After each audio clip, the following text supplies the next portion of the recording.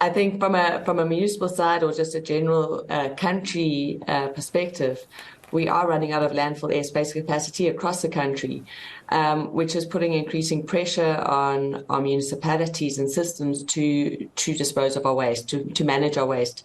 But it's not that's not the only challenge. I think from a municipal side, about 63% of our municipalities are actually dysfunctional or in distress, and so don't even have the capacity to offer service delivery. And that's also affecting our waste management issues and exacerbates illegal dumping, because you can't, it's hard to blame people for dumping waste if they're not even receiving basic service delivery. Yeah, Kate, sorry, I apologize. I think I must have got my lines mixed up. I was expecting on the other line to have the Deputy Minister with me. I see, obviously, you're the Marketing Director at Interwaste, Kate, but thanks for picking up on the question. You bailed me out there.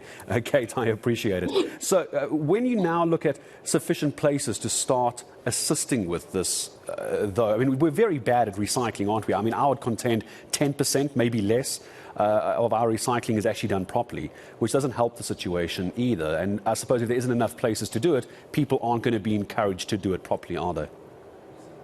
No, absolutely. I think, where do you start? Education and awareness is fundamental, and we need to do more of that. But we also need the systems and infrastructures, and I think that's where we need to start. There are so many people, and there are lots of small businesses doing good things in this space. But to get momentum, we do need support, and it's government and private. It's sort of a lot of collaboration is going to be needed to put the right systems and infrastructure in place to support people wanting to do the right thing.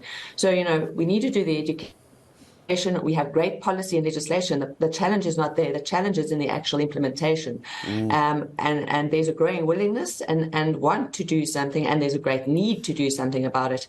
But we do lack some of the service delivery and infrastructure in the middle to make things happen. Do you think this comes down to a money issue? Because not enough money can be made from an industry like this. When there's enough money, there's generally enough interest. I'm not sure if you would agree. From a money perspective, it's certainly becoming, it is quite a complex industry nowadays. Our legislation is relatively new and based on European and Australian standards, so it's very forward thinking. So the money issue comes in. The cost of compliance now is high, but it's the right thing to do. And you will find, large business wanting to do the right thing, wanting to divert waste from landfill, wanting to make sure that their waste is handled safely, is willing to and able to absorb that cost. But I think as a country as a whole, our municipalities already in distress for many other issues, the financial ability to offer the services and to develop new infrastructure is a burden.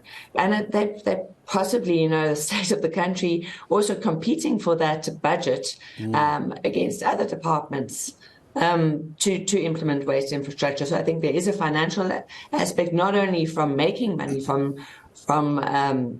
the industry, but also in terms of implementation. And there's also technical skill shortage.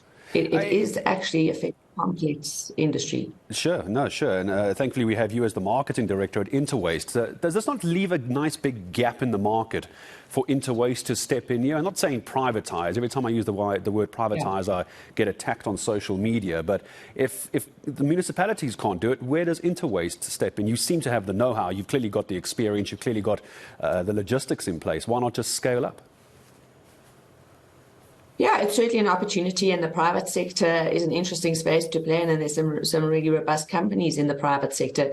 There's more than enough room for everyone to come and compete, and we certainly welcome that, because the more competitors there, the more private businesses, the more infrastructure we have. And I think in certain municipalities, they are starting to outsource some of that work to private companies because they just can't keep up, and they can't maintain the service to their communities. So from a private business, we certainly see some opportunities across the country for the development not only of landfills, which are going to be still very much needed, but also for the alternatives.